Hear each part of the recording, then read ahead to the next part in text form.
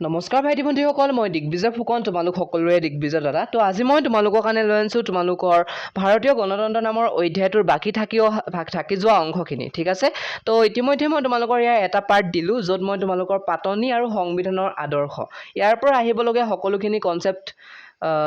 বুজিবলগা সকলোখিনি কনচেপ্ট বুজাই দিছোঁ। আৰু লগতে মই তোমালোকক ইয়াৰ পৰা আহিব লগা MCQ হওক বা তোমালোকৰ আগত পৰীক্ষাত অহা প্ৰশ্নবিলাক হওক আৰু ওপৰঞ্চি তথ্য কিছুমান মই তোমালোকক ইয়াত আলোচনা কৰি দিলোঁ। তো আজি মই তোমালোকৰ ইয়াত বাকী থকা অংশখিনি ভালদৰে বুজাই দিম, লগতে তাৰ পৰা আহিবলগা MCQ আৰু কিছুমান ওপৰঞ্চি তথ্য আৰু ইয়াৰ কুৱেশ্যন আনচাৰখিনি মই তোমালোকক দি দিম। তোমালোকে ভিডিঅ'টো শেষলৈকে চাই থাকিবা, ভিডিঅ'টো বহুত বেছি ইণ্টাৰেষ্টিং হ'ব। গতিকে দেৰি নকৰি ব'লা আজি ভিডিঅ'টো আমি আৰম্ভ কৰোঁ। ঠিক আছে, প্ৰথমতে আমি ইয়াত আলোচনা কৰিম আমি যে ভাৰতৰ ৰাজনৈতিক ব্যৱস্থা যুক্তৰাষ্ট্ৰীয় বৈশিষ্ট্য সম্পৰ্কে। এতিয়া যুক্তৰাষ্ট্ৰীয় বৈশিষ্ট্য সম্পৰ্কে জানিম বাৰু, তাৰ আগতে আমি এইটো জনাটো দৰকাৰ যে যুক্তৰাষ্ট্ৰ মানেনো কি। হয়, আমি যদি যুক্তৰাষ্ট্ৰীয় ব্যৱস্থাৰ বিষয়ে জানিবলৈ জাগে বা যুক্তৰাষ্ট্ৰীয় বৈশিষ্ট্যৰ বিষয়ে যদি জানিবলৈ বিচাৰোঁ, তেতিয়াহ'লে আমি জানি ল'ব লাগিব যুক্তৰাষ্ট্ৰ মানেনো কি। যদি সেইকেইটাই যদি নাজানো, যুক্তৰাষ্ট্ৰ মানে কি সেইটোৱে যদি নাজানো, তেতিয়াহ'লে যুক্তৰাষ্ট্ৰীয় বৈশিষ্ট্যখিনি চাই কিবা লাভ হ'ব জানো? একো লাভ নহয়, হয়নে? গতিকে যুক্তৰাষ্ট্ৰ মানেনো কি ইয়াত কৈছে চোৱা। এতিয়া যুক্তৰাষ্ট্ৰৰ ইংৰাজী যিটো প্ৰতিশব্দ সেইটো হৈছে ফেডাৰেশ্যন। ইংৰাজীত যেনেকৈ আমি কিতাপখনক কি বুলি কৈছোঁ? বুক বুলি কৈছোঁ, কলমটোক পেন বুলি কৈছোঁ, ঠিক একেদৰে যুক্তৰাষ্ট্ৰৰ ইংৰাজীত কি বুলি কোৱা হৈছে? ফেডাৰেশ্যন বুলি কোৱা হৈছে। আৰু ফেডাৰেশ্যন শব্দটো ক'ৰ পৰা আহিছে? লেটিন শব্দ ফ'ডাছৰ পৰা আহিছে, বুজি পালা? আৰু ফ'ডাছৰ অৰ্থটো হৈ গ'ল কি? চুক্তি অথবা সন্ধি। কেতিয়াবা পৰীক্ষাত আহিব পাৰে যে ফেডাৰেশ্যন শব্দটো ক'ৰ পৰা আহিছে, আমি লিখিব লাগিব লেটিন শব্দ ফ'ডাছৰ পৰা, বা ফ'ডাছৰ অৰ্থ কি বুলি ক'লে আমি এইটো লিখিব লাগিব চুক্তি অথবা সন্ধি। গতিকে ইয়াৰ পৰাই আমি গম পাই গ'লোঁ যুক্তৰাষ্ট্ৰ কি। সেয়ে যুক্তৰাষ্ট্ৰ হ'ল পাৰস্পৰিক সন্ধি অথবা চুক্তিৰ দ্বাৰা সন্মিলিত হোৱা কিছুমান ৰাজ্যৰ গোট অথবা সমষ্টি। সেইকাৰণে যুক্তৰাষ্ট্ৰ কি? যুক্তৰাষ্ট্ৰ মানে হৈছে সন্ধি বা চুক্তিৰ দ্বাৰা লগ হৈ থকা কিছুমান ৰাজ্যৰ গোট বা সমষ্টি, বুজি পালা? এতিয়া এই যিবিলাক ৰাজ্যক লৈ পানি যিবিলাক ৰাজ্যৰ গোটেৰে যুক্তৰাষ্ট্ৰখন গঠিত হৈছে, তো সেই ৰাজ্যবিলাকক কোৱা হৈছে অংগৰাজ্য বুলি কোৱা হৈছে। যুক্তৰাষ্ট্ৰৰ অংগৰাজ্য বুলি কোৱা হৈছে, বুজি পালা? এই অংগৰাজ্যবিলাকে কি কৰে? কেন্দ্ৰীয় চৰকাৰৰ যিটো সাৰ্বভৌম ক্ষমতা অৰ্থাৎ সৰ্বোচ্চ ক্ষমতাটোক তেওঁলোকে স্বীকৃতি দিয়ে, লগতে তেওঁলোকৰ স্বতন্ত্ৰতা থাকে। অৰ্থাৎ ৰাজ্য চৰকাৰবিলাকক বা অংগৰাজ্যবিলাকৰ কি থাকে তেতিয়াহ'লে? স্বতন্ত্ৰতা থাকে, তেওঁলোকৰ স্বাধীনতা থাকে, তেওঁলোকৰ স্বকীয়তা থাকে। সেইখিনি কথা আমি পিছলৈ আমি বুজি পাম। এটা কথা মনত ৰাখিবা, এই যিটো যুক্তৰাষ্ট্ৰীয় পদ্ধতি এইটো বেলেগ বেলেগ দেশত বেলেগ বেলেগ ৰূপ ধাৰণ কৰিছে বুলি কৈছে। এতিয়া আমাৰ ভাৰতবৰ্ষতো কি হয়, যিটো অংগৰাজ্যসমূহ, সেই অংগৰাজ্যবিলাকে কি কৰিছে? আমাৰ সাৰ্বভৌম ক্ষমতাটো অৰ্থাৎ দেশৰ সৰ্বোচ্চ ক্ষমতাটো কাৰ হাতত দিছে? আমাৰ কেন্দ্ৰীয় চৰকাৰৰ ওচৰতে অৰ্পণ কৰিছে। আৰু আমাৰ ভাৰতবৰ্ষত কেন্দ্ৰীয় চৰকাৰে অধিক শক্তিশালী, আমি সকলোৱে গমো পাওঁ, হয়নে? এটা কথা মনত ৰাখিবা, যেনেধৰণে আমাৰ সংবিধানখন প্ৰণয়নৰ কামটো স্বাধীনতাৰ আগৰে পৰা হৈছিল, ঠিক একেদৰে এই যিটো যুক্তৰাষ্ট্ৰীয় পদ্ধতিৰ প্ৰৱৰ্তন সেইটো স্বাধীনতাৰ আগতে হৈছিল। পৰাধীন ভাৰততে 1935 চনৰ ভাৰত চৰকাৰ আইনৰ যোগেদি হৈছিল। আৰু এই আইনখন ইংলেণ্ডৰ সংসদে প্ৰণয়ন কৰা আইন, ঠিক আছে? এই আইনখন বহুত ইম্পৰ্টেণ্ট হয়। এইখনে আমাক কি কৰিছিল? পৰাধীন ভাৰতবৰ্ষত যুক্তৰাষ্ট্ৰীয় ব্যৱস্থাটোৰ প্ৰৱৰ্তন কৰিছিলে। এতিয়া দুখলপীয়া চৰকাৰ অৰ্থাৎ কেন্দ্ৰীয় চৰকাৰ আৰু ৰাজ্য চৰকাৰ, ইয়াক কি বুলি কোৱা হয়? দুখলপীয়া চৰকাৰ বুলি কোৱা হয়। ক্ষমতাৰ ভাগ বিতৰণ, ক্ষমতাবিলাক যে কেনেকৈ বিতৰণ কৰিছে, তো এই নীতিবিলাকৰ আলমতে এই যিখন ভাৰত চৰকাৰ আইন 1935 চনৰ, এইখনে আমাৰ দেশত কি কৰিছিল? যুক্তৰাষ্ট্ৰীয় পদ্ধতিটো আৰম্ভ কৰিছিল। গতিকে আমাৰ দেশৰ নতুন সংবিধানখনে এই যিটো যুক্তৰাষ্ট্ৰীয় পদ্ধতি আনি দিছে আমাৰ জনগণৰ মাজলৈ, গতিকে সেইটো আমাৰ কাৰণে কিবা অচিনাকি পদ্ধতি হ'বনে? নহয়, কাৰণ আমাৰ ইয়াত আছে ইতিমধ্যে 1935 চনৰ ভাৰত চৰকাৰ আইনে ইতিমধ্যে এইখিনি আনি দিছে, হয়নে? কথাটো বৰ মোৰ মাতষাৰ বৰ টেকটেকীয়া, তোমালোকে ভাল নাপাবা চাগে দেই। বুজা আৰু দাদাহে তোমালোকক বুজাবলৈ আহিছোঁ, তাকো ৰাতি হৈছে দেই। 1:43 মই বুজাইছোঁ তোমালোকক, মই ৰাতিপুৱাই, আৰু ৰাতিপুৱা বুলি কয় দিনৰ মানে 1:43 নহয়, 1:43 AM তোমালোকক বুজাই আছোঁ, ঠিক আছে? এতিয়া চোৱা, এই যুক্তৰাষ্ট্ৰীয় পদ্ধতিৰ প্ৰথম প্ৰৱৰ্তন ক'ত হৈছিল? আমেৰিকা যুক্তৰাষ্ট্ৰত হৈছিল, বুজি পালানে? আমেৰিকা যুক্তৰাষ্ট্ৰতে মানে এই যুক্তৰাষ্ট্ৰীয় পদ্ধতিটো প্ৰথম মানে আৰম্ভ হৈছিল। আৰু ইয়াৰ কাৰণে কি হৈছে? আমেৰিকাক যুক্তৰাষ্ট্ৰৰ গৃহভূমি বুলি কোৱা হয়, অৰ্থাৎ হোমলেণ্ড অফ ফেডাৰেশ্যন বুলি কোৱা হয়। এতিয়া আমাৰ ভাৰতবৰ্ষৰ সংবিধান প্ৰণেতাসকলে এই যিটো যুক্তৰাষ্ট্ৰীয় পদ্ধতি, এই পদ্ধতিটো ভাৰতৰ সংবিধানত অন্তৰ্ভুক্ত কৰিছে যে বা প্ৰৱৰ্তন কৰিছে যে, এই ক্ষেত্ৰত কি কৰিছে? কানাডাৰ সংবিধানখন অনুসৰণ কৰিছে। কানাডাৰ সংবিধানৰ পৰা যুক্তৰাষ্ট্ৰীয় ব্যৱস্থাটো আনি পানি আমাৰ ইয়াত দিছেহি। আমেৰিকা যুক্তৰাষ্ট্ৰটো লোৱা নাই। এতিয়া কি কাৰণে লোৱা নাই সেইটো আমাৰ মনত হয়তো প্ৰশ্ন আহিছে, সেইটো আমি এতিয়া মই তোমালোকক বুজাই দিম। তোমালোকক মই বুজাই আছোঁ, দিন নিশা যিয়ে নহওক লাগিলে সেইটো ডাঙৰ কথা নহয় তোমালোকৰ ৰিজাল্ট ভাল হওক মই সেইটোৱে বিচাৰোঁ তোমালোকে বুজি পাইছা নাই বা প্লিজ মোক কমেণ্ট কৰি জনাবা যদি বুজি নাই পোৱা তেতিয়াহ'লে আৰু মই বেলেগকৈ বুজাব লাগিব হয়নে গতিকে কি কৰিছে আমাৰ ভাৰতবৰ্ষৰ যিসকল সংবিধান প্ৰণেতা তেওঁলোকে মানে আমাৰ যুক্তৰাষ্ট্ৰীয় পদ্ধতিটো প্ৰৱৰ্তনৰ ক্ষেত্ৰত কানাডাৰখনহে লৈছিলে কানাডাৰ সংবিধানখনে অনুসৰণ কৰিছিলে এতিয়া আমেৰিকা যুক্তৰাষ্ট্ৰখন কি কাৰণে নকৰিলে আমাৰ হয়তো মনত প্ৰশ্ন হ'ব পাৰে সেইটোৱে কৈছে যে এইখিনিতে প্ৰশ্ন আহে যে কি কাৰণে আমেৰিকাৰ সংবিধানখন অনুসৰণ নকৰি আমাৰ সংবিধান ৰচকসকলে কানাডাৰ সংবিধানখন অনুসৰণ কৰিছিল কি কাৰণে আচলতে যিখন আমেৰিকাৰ যুক্তৰাষ্ট্ৰীয় পদ্ধতি সেইটো হৈছে প্ৰকৃত যুক্তৰাষ্ট্ৰীয় পদ্ধতি আৰু প্ৰকৃত যুক্তৰাষ্ট্ৰীয় পদ্ধতিৰ কাৰণে তাত কি হৈছে অংগৰাজ্যবিলাকক অধিক স্বতন্ত্ৰতা দিয়াৰ লগতে তেওঁলোকৰ সুকীয়া সংবিধান আছে অৰ্থাৎ আমাৰ ভাৰতবৰ্ষৰ এখনেই সংবিধান আছে ভাৰতীয় সংবিধান আছে তাত কি থাকে তেওঁলোকৰ গোটেই আমেৰিকাৰ কাৰণে এখন সংবিধান আছে লগতে তাৰ অংগৰাজ্যবিলাকৰ এখন নিজা নিজা সংবিধান আছে আৰু দ্বৈত নাগৰিকত্ব ব্যৱস্থা আছে আৰু আমাৰ সংবিধান প্ৰণেতাসকলে বুজি পাইছিল যে আমাৰ ভাৰতবৰ্ষ যিহেতু নতুনকৈ জন্ম পাইছে গতিকে তেনেধৰণে নতুনকৈ জন্ম পোৱা এখন দেশত অংগৰাজ্যবিলাকক যদি অধিক স্বাধীনতা দিয়া হয় তেওঁলোকক যদি সুকীয়া সংবিধান দিয়া হয় তেওঁলোকক যদি দ্বৈত নাগৰিকত্ব দিয়া হয় তেতিয়াহ'লে অখণ্ডতাটো থাকিবনে নেথাকে সাৰ্বভৌমত্বটো থাকিবনে নেথাকে অংগৰাজ্যবিলাক বিলগ্ন হৈ যাব হয়নে বা জাতীয় সংহতিটো ৰক্ষা কৰিব নোৱাৰিব আৰু সেইকাৰণে তেওঁলোকে আমেৰিকাৰ প্ৰকৃত যুক্তৰাষ্ট্ৰীয় ব্যৱস্থাটো নলৈ পানি কানাডাৰ ঢিলা যুক্তৰাষ্ট্ৰীয় পদ্ধতিটোহে লৈছে বুজি পালা আৰু এনেবিলাক কাৰণতে কি হৈছে আমেৰিকাৰ আৰ্হিত আমাৰ দেশত প্ৰকৃত যুক্তৰাষ্ট্ৰটো প্ৰৱৰ্তন নকৰাৰ কাৰণে কি হৈছে সংবিধানৰ কোনো এটা ঠাইতে এই যুক্তৰাষ্ট্ৰ শব্দটো পোৱা নাযায় এতিয়া আমাৰ ভাৰতবৰ্ষত কি হয় অংগৰাজ্যবিলাক মানে পৃথক হৈ যোৱাৰ অধিকাৰটো নাই ইয়াৰ পৰিৱৰ্তে আমাৰ ভাৰতবৰ্ষই কি হৈছে ৰাজ্যসমূহক লৈ পানি ৰাজ্যসমূহৰ সংঘ গঠন হৈছে আৰু এই সংঘৰ পৰা কোনো এখন অংগৰাজ্যই কি কৰিব নোৱাৰিব আঁতৰি যাব নোৱাৰিব অৰ্থাৎ ভাৰতবৰ্ষৰ সংসদত অংগৰাজ্যবিলাক বিলগ্ন হোৱাৰ ব্যৱস্থা অধিকাৰ নাই বুজি পালা সেইখিনি মনত ৰাখিবা দেই বহুত ইম্পৰ্টেণ্ট হয় এইখিনি আৰু কোনটো অনুচ্ছেদত কেতিয়াবা আহিব পাৰে 1 নং অনুচ্ছেদত এতিয়া অনুচ্ছেদৰ কথা পাতিলৈ যেতিয়া অনুচ্ছেদৰ বিষয়ে তোমালোকক অকণমান মই কৈ থৈ যাওঁ ডিটেইলছত যাম তোমালোকে বেয়া নাপাবা দেই মই পঢ়াইছোঁ আৰু তোমালোকে শুনিবলৈ বেয়া পালে হ'ব নেকি কিবা এতিয়া অনুচ্ছেদ বুলি ক'বলৈ গ'লে আমাৰ সংবিধানত আছিলে 395টা অনুচ্ছেদ 22টা ভাগ আছিল আৰু 8টা অনুসূচী আছিলে তো সেইটো মই তোমালোকে দি দিছোঁ তোমালোকে এবাৰ পঢ়ি চাব পাৰা কিন্তু এই সংশোধন হৈ থাকে নহয় সংবিধানখন সলনি কৰি থকা হয় মাজে মাজে সলনি নকৰে মানে সকলোবিলাক কিছুমান নিয়ম মানে সলনি শোধন কৰা মানে বুজি পাইছে চাগে কিছুমান নিয়ম অকণমান হাল সলনি কৰি থাকে গতিকে তেতিয়াই কৈছে যে কি বুলি এই যিটো 395টা ধাৰা বা অনুচ্ছেদ আছিলে সেইটো 470টা হ'লগৈ বৰ্তমান সময়ত সংশোধনৰ পিছত ঠিক একেদৰে এই 22টা ভাগ আছিল যে বা অংশ আছিল যে এইটো এতিয়া 25টা হ'লগৈ ঠিক একেদৰে 8খন অনুসূচী আছিলে যে এখন এতিয়া কিমান হ'লগৈ 12খন অনুসূচী হ'লগৈ পঢ়ি চাবা তোমালোকে এবাৰ পঢ়িলে বুজি পাবাই আৰু এতিয়া এইখিনি মই তোমালোকক অকণমান এক্সট্ৰা নলেজৰ কাৰণে বুজাই দিলোঁ এতিয়া মনত ৰাখিবা আমাৰ ভাৰতবৰ্ষ যুক্তৰাষ্ট্ৰীয় পদ্ধতি তুমি যেতিয়া বিশ্লেষণ কৰিবা তেতিয়া দেখিবা যে যুক্তৰাষ্ট্ৰত থকা বহুতো বৈশিষ্ট্য আমাৰ ভাৰতবৰ্ষত আছে তথাপিও আমাৰ ভাৰতবৰ্ষটো কি নহয় প্ৰকৃত যুক্তৰাষ্ট্ৰীয় ব্যৱস্থা নহয় কাৰণ আমাৰ ভাৰতবৰ্ষত কিছুমান বৈশিষ্ট্য নাই লগতে ভাৰতবৰ্ষত কি হৈছে যুক্তৰাষ্ট্ৰৰ যিটো অপজিট সেইটো কি যুক্তৰাষ্ট্ৰৰ যিটো সম্পূৰ্ণ বিপৰীত সেইটো হৈছে এককেন্দ্ৰিক পদ্ধতি তো এককেন্দ্ৰিক পদ্ধতিত কি হয় এটা কেন্দ্ৰৰ পৰাই অৰ্থাৎ কেন্দ্ৰ চৰকাৰৰ পৰাই গোটেই দেশখন পৰিচালিত হয় আমাৰ ভাৰতবৰ্ষততো সেইটোৱে হয়নে গতিকে এইবিলাক কাৰণতে কি বুলি কৈছে যিবিলাক সংবিধান প্ৰণেতা আছে তেওঁলোকে আমাৰ ভাৰতবৰ্ষক কৈছে অৰ্ধ যুক্তৰাষ্ট্ৰ বুলি কৈছে অৰ্ধ যুক্তৰাষ্ট্ৰ বুলি কিয় কোৱা হয় বা কাক বোলে এইটো তোমালোকে লিখিবা নোৱাৰিলে মোক কমেণ্ট কৰি দিবা দেই মই তোমালোকক কৈ দিম ঠিক আছে আৰু ইয়াক কি বুলি কৈছে ব্যতিক্ৰমধৰ্মী যুক্তৰাষ্ট্ৰ বুলি কৈছে কেন্দ্ৰীভূত যুক্তৰাষ্ট্ৰ বুলি কৈছে বা এনেকৈও কৈছে যে গঠনত যুক্তৰাষ্ট্ৰ কিন্তু আদৰ্শত এককেন্দ্ৰিক হয়তো আকৌ গঠনত যুক্তৰাষ্ট্ৰ কিন্তু আদৰ্শত কি হৈছে এককেন্দ্ৰিকে নহয় জানো এককেন্দ্ৰিক হিচাপেতো চলে এটা কেন্দ্ৰৰ পৰাই আমাৰ দেশখন পৰিচালনা হয় ইয়াতো অংগৰাজ্যবিলাককো অধিক স্বতন্ত্ৰতা দিয়া হোৱা নাই আহোকিনে অলপমান ফাটি আহিছে তোমালোকে বুজি পাইছানে বাৰু পাইছা চাগে ন কিতাপখনো লগত উলিয়াই ল'বলৈ সেইকাৰণে কৈছিলোঁ তোমালোকক মই লগত উলিয়াই ল'বা এতিয়া চোৱা এতিয়া মই বাকী আগবাঢ়ো দেই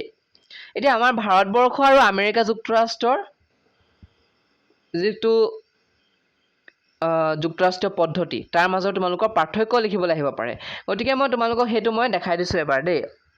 সেইটো একেবাৰে শেষত মই তোমালোকৰ কাৰণে লৈ আনিছোঁ এইটো চোৱা তোমালোকে ঠিক আছে তো আমেৰিকা যুক্তৰাষ্ট্ৰ আৰু ভাৰতবৰ্ষ ইহঁতৰ মানে যুক্তৰাষ্ট্ৰীয় পদ্ধতিটোৰ কি লিখিবলৈ আহিব পাৰে পাৰ্থক্য হ'ব পাৰিব বা এনেকৈ হ'ব পাৰে যে অন্য যুক্তৰাষ্ট্ৰ বুলি আহিব পাৰে অন্য যুক্তৰাষ্ট্ৰ আৰু ভাৰতবৰ্ষৰ যুক্তৰাষ্ট্ৰীয় ব্যৱস্থাৰ মাজৰ পাৰ্থক্য লিখা পাৰিবানে নোৱাৰা এইখিনি লিখিবা তো চোৱা আমাৰ ভাৰতবৰ্ষ আৰু আমেৰিকা ইহঁত দুটাৰ মাজৰ পাৰ্থক্যটো মই কৈছোঁ এতিয়া আমেৰিকা যুক্তৰাষ্ট্ৰত কি হয় অংগৰাজ্যসমূহৰ সুকীয়া সংবিধান থাকে তেওঁলোকৰ নিজা সুকীয়া সংবিধান থাকে তেওঁলোকৰ কাৰণে আমেৰিকাৰ সংবিধানখন থাকিবই লগতে তেওঁলোকৰ অংগৰাজ্যবিলাকৰ কাৰণে পৃথক পৃথক সংবিধান থাকিব আমাৰ ভাৰতবৰ্ষৰ অংগৰাজ্যবিলাকৰ কাৰণে কোনো সুকীয়া সংবিধান নাই আমি গম পাওঁ আমাৰ ভাৰতবৰ্ষৰ কাৰণে কোনো বেলেগ বেলেগ সংবিধান নাই আমাৰ অসমৰ কাৰণে কিবা সংবিধান আছে নেকি নাই নহয় আমাৰ একবাৰে এখনেই সংবিধান আৰু সেইখন হৈছে ভাৰতীয় সংবিধান হয়নে আকৌ নাগৰিকত্ব নাগৰিকত্ব কি হয় ইয়াত দ্বৈত নাগৰিকত্ব ব্যৱস্থা আছে অৰ্থাৎ ইয়াত আমেৰিকা যুক্তৰাষ্ট্ৰৰ যিসকল ব্যক্তি আছে তেওঁলোকে আমেৰিকাৰ নাগৰিকত্ব পাবই লগতে তেওঁলোকে যিখন অংগৰাজ্যত আছে সেই অংগৰাজ্যখনৰো নাগৰিকত্ব পায় এতিয়া আমি কিন্তু কেৱল ভাৰতবৰ্ষৰ নাগৰিক আমি সেইকাৰণে কৈছে আমাৰ দ্বৈত নাগৰিকত্ব নাই কেৱল একক নাগৰিকত্ব আছে আমি কেৱল ভাৰতবৰ্ষৰ নাগৰিক আমি অসমৰ নাগৰিক হিচাপে আমি স্বীকৃতি পাওঁনে নেপাওঁ বুজি পালে আমি অংগৰাজ্যৰ নাগৰিকত্ব আমি নেপাওঁ এতিয়া কেন্দ্ৰ চৰকাৰৰ ক্ষমতা এতিয়া আমেৰিকা যুক্তৰাষ্ট্ৰ বা অন্য যুক্তৰাষ্ট্ৰবিলাকৰ যিটো কেন্দ্ৰীয় চৰকাৰটো শক্তিশালী নহয় কাৰণ তাৰ ৰাজ্য চৰকাৰবিলাকৰ অধিক স্বতন্ত্ৰতা থাকে কিন্তু আমাৰ ভাৰতবৰ্ষৰ কেন্দ্ৰীয় চৰকাৰ অধিক শক্তিশালী আৰু গুৰুত্বপূৰ্ণ যিবিলাক ক্ষমতা আছে সেইবিলাক কাৰ ওচৰত আছে কেন্দ্ৰীয় চৰকাৰৰ ওচৰতে আছে তাৰ পৰা ৰাজ্যপালৰ নিযুক্তিটো তোমালোকে বুজি পাইছে চাগে ৰাজ্যপালসকল কেন্দ্ৰীয় চৰকাৰৰ প্ৰতিনিধি হিচাপে নিযুক্ত নহয় কিন্তু আমাৰ ভাৰতবৰ্ষত কি হয় অংগৰাজ্যৰ যিবিলাক ৰাজ্যপাল আছে তেওঁলোকে মানে কেন্দ্ৰই তেওঁলোকক নিযুক্তি দিয়ে আৰু তেওঁলোকে কেন্দ্ৰৰ প্ৰতিনিধি হিচাপে কাম কৰে এইখিনি বুজি পাইছে চাগে একেবাৰে সহজকৈ লিখা আছে এতিয়া অংগৰাজ্যৰ অধিকাৰ ইয়াত অংগৰাজ্যবিলাকৰ স্বতন্ত্ৰতা অধিক তেওঁলোক মানে বিলগ্ন হৈ যোৱাৰ অধিকাৰটো আছে আমাৰ ভাৰতবৰ্ষত কি নাই তেতিয়াহ'লে বিলুপ্ত হোৱা বা আঁতৰি যোৱাৰ কোনো ধৰণৰ অধিকাৰ নাই অংগৰাজ্যসমূহ ভাৰতৰ পৰা এতিয়া যুক্তৰাষ্ট্ৰ প্ৰকৃতি যদি চাবলৈ যোৱা আমেৰিকা যুক্তৰাষ্ট্ৰটো হৈছে প্ৰকৃত যুক্তৰাষ্ট্ৰীয় পদ্ধতি কিন্তু আমাৰ ভাৰতবৰ্ষতো প্ৰকৃত নহয় ইয়াক কোৱা হৈছে সহযোগিতামূলক যুক্তৰাষ্ট্ৰ বুলি কোৱা হৈছে অৰ্থাৎ ইয়াত কেন্দ্ৰ আৰু ৰাজ্যৰ মাজত থকা সহযোগিতাৰ ফলতে কি হৈছে এই যুক্তৰাষ্ট্ৰীয় ব্যৱস্থাটো চলিছে মানে বুজি পালানে এইখিনি হয়নে বুজি পালা এতিয়া মই তোমালোকক বাকী থাকি যোৱা অংশখিনি পঢ়াই দিছোঁ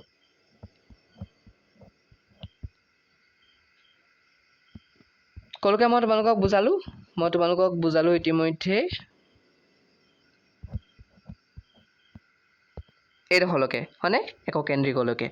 এতিয়া এইখিনি আৰু মই তোমালোকক পাৰ্থক্যটো যে দিলোঁ তাৰ পৰাই কৈছে চ' আমেৰিকা যুক্তৰাষ্ট্ৰৰ দৰে আমাৰ যুক্তৰাষ্ট্ৰত অংগৰাজ্যসমূহ বিলগ্ন বা আঁতৰি যোৱাৰ অধিকাৰ নাই ক'লোৱে মই ইতিমধ্যে অন্য যুক্তৰাষ্ট্ৰত থকাৰ দৰে আমাৰ অংগৰাজ্যবিলাকৰ সুকীয়া সংবিধান নাই সমগ্ৰ ভাৰতবৰ্ষৰ বাবে এখনেই সংবিধান এখন ভাৰতীয় সংবিধান কৈছোঁ নে নাই কোৱা এইখিনি কৈছোঁ নহয় আকৌ অন্য যুক্তৰাষ্ট্ৰৰ দৰে আমাৰ যুক্তৰাষ্ট্ৰৰ বিপৰীতে আমাৰ ভাৰতবৰ্ষ কি তেতিয়াহ'লে কেন্দ্ৰীয় চৰকাৰখন অধিক শক্তিশালী এতিয়া যদিও সংবিধানে তিনিখন সূচীৰ দ্বাৰা কেন্দ্ৰ ৰাজ্যৰ মাজত মানে কি কৰি দিছে ক্ষমতাৰ ভাগ বিতৰণ কৰি দিছে তথাপি মানে গুৰুত্বপূৰ্ণ সিদ্ধান্তবিলাক বা ক্ষমতাবিলাক কাৰ ওচৰত থাকে এই কেন্দ্ৰ চৰকাৰৰ ওচৰতে থাকে এতিয়া তিনিখন সূচী বুলি ক'লে যে এতিয়া কেন্দ্ৰ আৰু ৰাজ্যৰ মাজত থকা ক্ষমতাবিলাকক ভাগ বিতৰণ কৰি পানি তিনিখন সূচী প্ৰৱৰ্তন কৰা হৈছে আৰু সেই তিনিখন সূচী কি কেন্দ্ৰীয় সূচী ৰাজ্যিক সূচী আৰু সমৱৰ্তী সূচী ঠিক আছে কেন্দ্ৰীয় সূচীৰ অন্তৰ্ভুক্ত যিবিলাক বিষয় সেইবিলাকত কেন্দ্ৰীয় চৰকাৰে কি কৰিব পাৰে আইন প্ৰণয়ন কৰিব পাৰে আৰু ৰাজ্য চৰকাৰৰ এতিয়া ৰাজ্যিক সূচীৰ অন্তৰ্ভুক্তখিনি ৰাজ্য চৰকাৰে মানে তাৰ ওপৰত মানে কি কৰিব পাৰিব আইন প্ৰণয়ন কৰিব পাৰিব আৰু যিখন সমৱৰ্তী সূচী তাত থকা বিষয়সমূহৰ ওপৰত কেন্দ্ৰ আৰু ৰাজ্য উভয়ে কি কৰিব পাৰিব তেওঁলোকে মানে আইন প্ৰণয়ন কৰিব পাৰিব বুজি পালানে নাই পোৱা পাইছা চাগে ন বুজি নাই পোৱা যদি প্লিজ মোক কৈ দিবা ৰাতিখন বুজাই আছোঁ মই তোমালোকক টোপনিও ধৰিছে বুজি নাপাবও পাৰা তোমালোকে হয়নে এতিয়া চোৱা এতিয়া এটা কথা মনত ৰাখিবা আমাৰ ভাৰতবৰ্ষত কি হৈছে দ্বৈত নাগৰিকত্ব ব্যৱস্থা নাই ইতিমধ্যে মই ক'লোৱেই আমাৰ ভাৰতবৰ্ষৰ নাগৰিকসকল কেৱল ভাৰতীয় নাগৰিক এইটোৱে কৈছে এজন নাগৰিক একমাত্ৰ ভাৰতবৰ্ষৰ নাগৰিক কোনো অংগৰাজ্যৰ নাগৰিক তেওঁলোক হ'ব নোৱাৰে এতিয়া আমি অসমৰ নাগৰিক বুলি ক'ম নি নকওঁ আমি ভাৰতবৰ্ষৰ নাগৰিক হয়নে কাৰণ আমি অসমৰ নাগৰিক হ'বই নোৱাৰোঁ আমি ইয়াত অংগৰাজ্যবিলাকৰ নাগৰিক হ'ব নোৱাৰোঁ বুলি কৈছে তো এইবিলাক বিভিন্ন কাৰণতে এইবিলাকৰ কাৰণতে কি হৈছে আমাৰ যিটো যুক্তৰাষ্ট্ৰীয় পদ্ধতি এইটো হৈছে এটা ব্যতিক্ৰমধৰ্মী যুক্তৰাষ্ট্ৰীয় পদ্ধতি এতিয়া ব্যতিক্ৰমধৰ্মী যুক্তৰাষ্ট্ৰীয় পদ্ধতিটো কি কাৰণে কৰা হৈছে আমি আগতো কৈছোঁ যে আমাৰ ভাৰতবৰ্ষৰ যাতে সাৰ্বভৌমত্বটো থাকে যাতে অখণ্ডতাটো যাতে থাকে যাতে আমাৰ অংগৰাজ্যবিলাক যাতে পৃথক হৈ যাব নোৱাৰে তাৰ কাৰণে আমাৰ এই ব্যৱস্থাটো কৰা হৈছে হয়নে কিন্তু মনত ৰাখিবা দেই এইটো সলনি কৰিবৰ কাৰণে আৰু যিবিলাক অংগৰাজ্য আছে অংগৰাজ্যবিলাকক স্বতন্ত্ৰতা দিবৰ কাৰণে কি হৈছে সময়ে সময়ে বহুতো দাবী উত্থাপন হৈছে আৰু এই দাবীসমূহৰ পৰীক্ষা নিৰীক্ষা কৰি আৰু আমাৰ ভাৰতবৰ্ষৰ কেন্দ্ৰ আৰু ৰাজ্যৰ মাজত থকা সম্পৰ্কটো ৰক্ষা কৰিবৰ কাৰণে কি হৈছে 1983 চনত চৰকাৰী আয়োগ নামৰ এই আয়োগখন গঠন কৰা হৈছে চৰকাৰী আয়োগখন গঠন কৰা হৈছে ৰঞ্জিত সিং চৰকাৰীয়াৰ নেতৃত্বত তিনিজন মন্ত্ৰীক লৈ পানি গতিকে ইয়াক সেইকাৰণে কোৱা হৈছে কি বুলি চৰকাৰী আয়োগ বুলি কোৱা হৈছে চৰকাৰীয়া কমিশন বুলি কোৱা হৈছে বুজি পালা 1983 এখন গঠন কৰা হৈছিল এতিয়া মই এইটো তোমালোকক মই দেখাই দিছো দেই চৰকাৰী আয়োগখন ইয়াত লিখা আছে চোৱাচোন যে ভাৰতৰ কেন্দ্ৰীয় চৰকাৰ আৰু ৰাজ্য চৰকাৰসমূহৰ মাজৰ সম্পৰ্ক আৰু ক্ষমতাৰ ভাৰসাম্য পৰীক্ষা কৰাৰ উদ্দেশ্যে 1983 চনৰ জুন মাহত জুন মাহত চৰকাৰীয়া কমিশন এই কমিশনখন গঠন কৰা হৈছিল স্পেলিং ভুল আছে স্পেলিংটো তোমালোকে নিজে লিখি ল'বা কিতাপৰ পৰা চাই পানি ঠিক আছে আৰু ইয়াত কৈছে মই ইতিমধ্যে ইয়াৰ যিগৰাকী সভাপতি আছিল ৰঞ্জিত সিং চৰকাৰীয়া বুজি পাইছা নহয় তেখেত আছিল অৱসৰপ্ৰাপ্ত ন্যায়াধীশ ভাৰতৰ উচ্চতম ন্যায়ালয়ৰ এইখিনি বুজি পাইছা চাগে এতিয়া আমাৰ ভাৰতবৰ্ষৰ যুক্তৰাষ্ট্ৰটোক বৰ্তমান সময়ত নতুন নামেৰে ৰাজনীতিৰ পণ্ডিতসকলে নামাকৰণ কৰিছে তো তেওঁলোকৰ মতে কি কৈছে আমাৰ ভাৰতবৰ্ষৰ যেটো যুক্তৰাষ্ট্ৰীয় পদ্ধতি সেইটো এটা সহযোগিতাৰ ওপৰত নিৰ্ভৰশীল বুলি কৈছে আৰু সেইকাৰণে কি বুলি কৈছে সহযোগিতামূলক যুক্তৰাষ্ট্ৰ বুলি কৈছে কেন্দ্ৰ ৰাজ্যৰ সহযোগিতাৰ ওপৰত নিৰ্ভৰশীল কেন্দ্ৰ ৰাজ্যৰ মাজত থকা সম্পৰ্কৰ মাজেৰে আমাৰ যেটো যুক্তৰাষ্ট্ৰীয় পদ্ধতি হেতু চলি আছে আৰু সেইকাৰণে এক সহযোগিতামূলক যুক্তৰাষ্ট্ৰ বুলি কৈছে নেক্সট চাইলো এতিয়া আমি ভাৰতবৰ্ষৰ সংসদীয় গণতন্ত্ৰৰ বিষয় এতিয়া সংসদীয় গণতন্ত্ৰৰ বিষয়ে আমি জানিবলৈ লোৱাতে আকৌ আমি এটো জানিব লাগিব যে সংসদ মানেনো কি এতিয়া সংসদ মানেনো কি সংসদ মানে কি কৈছে চোৱা সংসদীয় গণতন্ত্ৰ মানে কি সংসদ নহয় একচুয়ালি সংসদীয় গণতন্ত্ৰ মানে কি এটা সংসদীয় গণতন্ত্ৰ কি এনে ধৰণৰ এবিধ শাসন ব্যৱস্থা য'ত নেকি জনপ্ৰতিনিধিৰ দ্বাৰা গঠিত এটা সন্থাৰ ওচৰত আমাৰ দেশৰ সৰ্বোচ্চ ক্ষমতাটো অৰ্পণ কৰা হয় বা শাসনৰ সৰ্বোচ্চ ক্ষমতাটো অৰ্পণ কৰা হয় এটা জনপ্ৰতিনিধিৰ দ্বাৰা গঠিত সেই যেটো গুট সেই গুটটোক কি বুলি কোৱা হৈছে আমেৰিকা যুক্তৰাষ্ট্ৰত তাক কোৱা হৈছে কংগ্ৰেছ অৰ্থাৎ সংসদক আমেৰিকা যুক্তৰাষ্ট্ৰত কি বুলি কোৱা হৈছে কংগ্ৰেছ বুলি কোৱা হৈছে আৰু আমাৰ দেশত কি বুলি কোৱা হৈছে আমাৰ দেশ ভাৰতবৰ্ষ হওক ইংলেণ্ডক হওক এইবিলাকক কোৱা হৈছে সংসদ বুলি কোৱা হৈছে বুজি পালা অৰ্থাৎ পাৰ্লিয়ামেন্ট বুলি কোৱা হৈছে দেই এতিয়া আমাৰ ভাৰতবৰ্ষৰ সংসদখন দুখন সদনৰ দ্বাৰা গঠিত এখন হৈছে উচ্চ সদন আৰু এখন হৈছে নিম্ন সদন উচ্চ সদনক ৰাজ্যসভা বুলি কয় আৰু নিম্ন সদনক লোকসভা বুলি কয় হেতুৱে কৈছে যে লোকসভা আৰু ৰাজ্যসভা নামৰ এই দুখন সদনৰ লগতে আমাৰ ভাৰতবৰ্ষৰ যেটো ৰাষ্ট্ৰপতি তেখেতো হৈছে আমাৰ সংসদৰ অবিচ্ছেদ্য অংগ গতিকে লোকসভা ৰাজ্যসভা আৰু ভাৰতবৰ্ষৰ ৰাষ্ট্ৰপতি তেওঁলোকে আমাৰ সংবিধানৰ তেওঁলোকে আমাৰ সংসদৰ অবিচ্ছেদ্য অংগ বুজি পালানে বুজি পাইছা চাগে হয়নে এতিয়া স্বাধীনতাৰ পিছতে আমাৰ ভাৰতবৰ্ষৰ যেটো সংসদীয় গণতন্ত্ৰ পদ্ধতিটো প্ৰৱৰ্তন হৈছে তো এই ক্ষেত্ৰত কি কৰিছে তেতিয়াহলে ইংলেণ্ডৰ সংবিধানখন অনুসৰণ কৰিছে অৰ্থাৎ ইংলেণ্ডৰ সংবিধানৰ পৰা এই সংসদীয় গণতন্ত্ৰৰ কনচেপ্টটো আনি পানি আমাৰ ভাৰতবৰ্ষৰ সংবিধানত দিছে আৰু হেহে আমি ক'ব পাৰো যে সংসদীয় গণতন্ত্ৰ প্ৰৱৰ্তনৰ ক্ষেত্ৰত ভাৰতবৰ্ষৰ সংবিধানে এই ইংলেণ্ডৰ সংবিধানখন অনুকৰণ কৰিছিল এতিয়া মনত ৰাখিবা 1935 চনৰ যিখন ভাৰত চৰকাৰ আইন এই ভাৰত চৰকাৰ আইনখনে কিন্তু আমাৰ দেশত সীমিত পৰিমাণে কি কৰিছিলে পৰাধীন ভাৰতবৰ্ষত মানে সংসদীয় পদ্ধতিটো আনি দিছিলে এই 1935 চনৰ ভাৰত চৰকাৰ আইনখনে কি কৰিছিলে যুক্তৰাষ্ট্ৰীয় পদ্ধতিটো আনিছিলে আমাৰ ভাৰতবৰ্ষত পৰাধীন ভাৰতবৰ্ষত ঠিক একেদৰে ই কি কৰিছিলে 1935 চনৰ ভাৰত চৰকাৰ আইনখনে মানে আমাৰ সংসদীয় চৰকাৰৰ পদ্ধতিটো মানে আনি দিছিলে আমাৰ ভাৰতবৰ্ষত পৰাধীন ভাৰতবৰ্ষত বুজি পালানে কিমান ধৰণৰ এখন পাৱাৰফুল আইন হয়নে এখন তেতিয়াহলে কিন্তু এই যে আমাৰ ভাৰতবৰ্ষত ইংলেণ্ডৰ সংসদীয় পদ্ধতিটোৰ প্ৰভাৱটো পৰিছে কিন্তু এই ক্ষেত্ৰত তেওঁলোকে সংবিধান প্ৰণেতাসকলে একেবাৰে অন্ধভাৱেও কি কৰা নাই ইংলেণ্ডৰ সংবিধানখন অনুকৰণ কৰা নাই অৰ্থাৎ ইংলেণ্ডৰ সংবিধানত সংসদীয় গণতন্ত্ৰৰ বিষয়ে যি আছে সেইখিনিয়ে যে আমাৰ ভাৰতবৰ্ষত দিব তেনে ধৰণৰ কথা নহয় অৰ্থাৎ ভাৰতীয় সংবিধান প্ৰণেতাসকলে কি কৰিছে ভাৰতবৰ্ষৰ ৰাজনৈতিক আৰু সামাজিক দিশটোৰ প্ৰতি নজৰ দিছে আৰু তেওঁলোকে ভাৰতীয়কৰণ কৰি পানিহে সংবিধানৰ পাতত সেই কথাবিলাক ঠাই দিছে বুজি পালানে সেইকাৰণে কি হৈছে আমাৰ যেটো যুক্তৰাষ্ট্ৰীয় পদ্ধতিৰ দৰে এই সংসদীয় পদ্ধতিটো কি হৈছে তেতিয়াহ'লে ব্যতিক্ৰম ধৰ্মী হৈছে এতিয়া ইংলেণ্ডৰ সংসদ আৰু ভাৰতবৰ্ষৰ সংসদ অৰ্থাৎ ইংলেণ্ডৰ সংসদীয় গণতন্ত্ৰ আৰু ভাৰতবৰ্ষৰ সংসদীয় গণতন্ত্ৰ ইহঁতৰ মাজৰ পাৰ্থক্যটো আহিব পাৰে পৰীক্ষাত তোমালোকে কিতাপৰ মতে একেই লিখি দিবা বুজাই দিছো কি হয় এতিয়া যেটো ইংলেণ্ডৰ সংসদ সেই ইংলেণ্ডৰ সংসদখন কি নহয় তেতিয়াহ'লে গণৰাজ্য নহয় এতিয়া আমাৰ ভাৰতবৰ্ষৰ সংসদখন কি হয় গণৰাজ্য হয়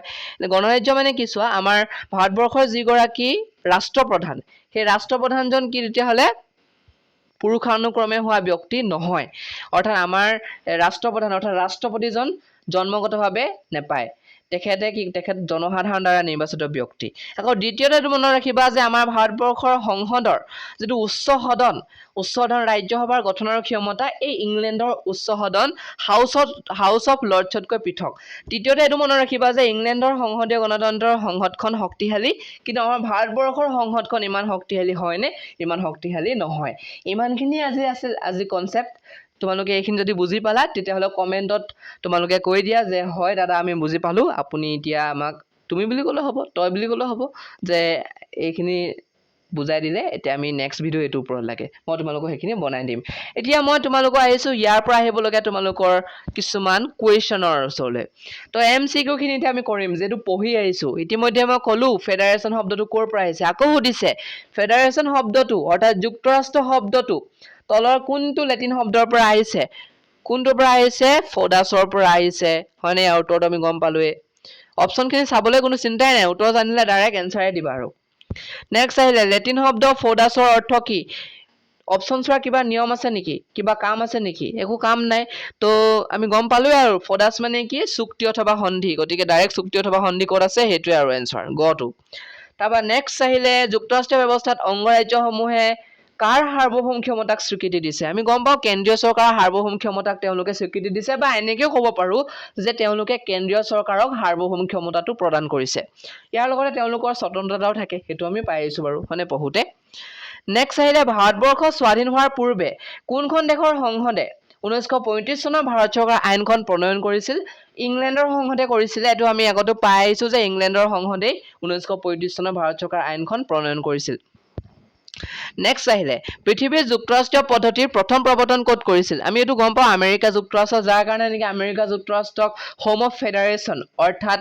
কি বুলি কোৱা হয় যুক্তৰাষ্ট্ৰৰ গৃহভূমি বুলি কোৱা হয় হেতু আকৌ প্ৰশ্ন হৈছে চোৱা 6 নম্বৰ কোৱেশ্চনটো কোনখন দেশক যুক্তৰাষ্ট্ৰৰ গৃহভূমি বুলি কোৱা হয় কোনখন দেশক আমেৰিকা যুক্তৰাষ্ট্ৰক হয়নে নেক্সট কোৱেশ্চন ভাৰতৰ সংবিধান প্ৰণেতাসকলে ভাৰতবৰ্ষত যুক্তৰাষ্ট্ৰীয় ব্যৱস্থা প্ৰৱৰ্তনৰ ক্ষেত্ৰত কোনখন দেশৰ সংবিধান অনুসৰণ কৰিছিল আমি এটো গম পাওঁ সংবিধানখন অনুসৰণ কৰিছিল কোনখন দেশৰ কানাডাৰখন কৰিছিল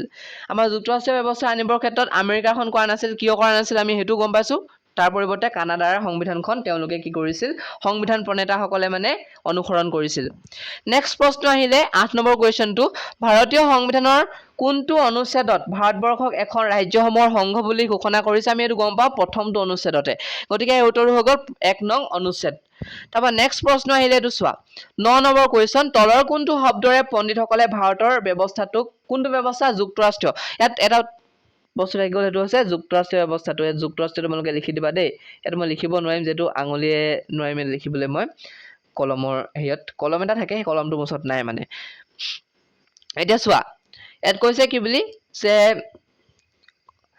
কোনটো শব্দৰে কৈছে হয়নে যুক্তৰাষ্ট্ৰীয় ব্যৱস্থাটোৰ বিষয়ে অভিহিত কৰিছে অৰ্ধ যুক্তৰাষ্ট্ৰ বুলি কৈছে ব্যতিক্ৰমধৰ্মী যুক্তৰাষ্ট্ৰ বুলিও কৈছে কেন্দ্ৰীভূত যুক্তৰাষ্ট্ৰ বুলিও কৈছে গতিকে ওপৰৰ আটাইকেইটাই হ'ব ইয়াৰ শুদ্ধ উত্তৰ বুজি পালানে পালো এটা 10 নম্বৰ কোৱেশ্চনলৈ আহা তা ভাৰতবৰ্ষৰ ৰাজ্যপালসকলক কোনে নিযুক্তি দিয়া বা তেওঁলোকে কাৰ প্ৰতিনিধি হিচাপে কাম কৰে আমি গম পাইছিলো যে ৰাজ্যপালসকলক কেন্দ্ৰীয় চৰকাৰে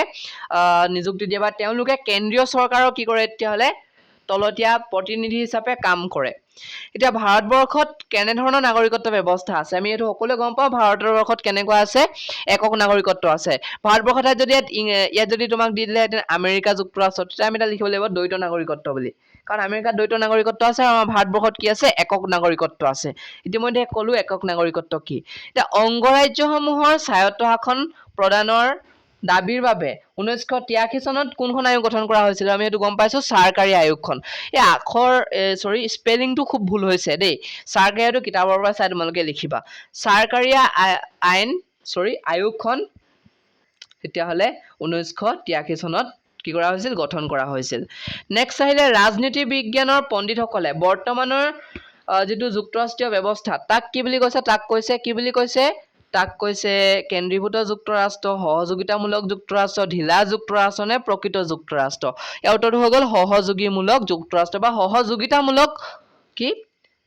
যুক্তৰাষ্ট্ৰ কিয় কোৱা হৈছে ইয়াক এটা কাৰণে কোৱা হৈছে ইয়াত কেন্দ্ৰ আৰু ৰাজ্যৰ মাজত থকা সহযোগৰ ফলতহে আমাৰ ভাৰতবৰ্ষৰ যুক্তৰাষ্ট্ৰীয় পদ্ধতিটো চলি আছে 14 নম্বৰ কোৱেশ্চন সংসদীয় গণতন্ত্ৰ হৈছে এনে এক শাসন ব্যৱস্থা য'ত শাসনৰ সৰ্বোচ্চ ক্ষমতা কাৰ ওচৰত অৰ্পণ কৰা হয় এটা সংসদীয় গণতন্ত্ৰৰ ক্ষেত্ৰত কাৰ কৰা জনপ্ৰতিনিধিৰ দ্বাৰা গঠিত এটা সন্থাৰ ওচৰত কি কৰে তেতিয়াহ'লে এখন মানে তেওঁলোকে ভাৰতবৰ্ষৰ কি কৈছে বাৰু এইটো মই তেওঁলোকে সৰ্বোচ্চ ক্ষমতাটো মানে গঠন কৰে অৰ্পণ কৰে টোপন ধৰিছে ভাইটি ভণ্টিসকল বুজি পাইছা চাগে টাইমটো মানে 2:04 হ'ল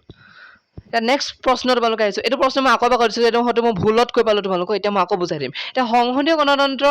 হৈছে এনে এক শাসন ব্যৱস্থা য'ত শাসনৰ সৰ্বোচ্চ ক্ষমতা কাৰ ওচৰত অৰ্পণ কৰা হয় শাসনৰ সৰ্বোচ্চ ক্ষমতা কাৰ ওচৰত দিয়ে জনপ্ৰতিনিধিৰ দ্বাৰা গঠিত এটা সন্থাৰ ওচৰত দিয়ে গতিকে উত্তৰটো হ'ব খটো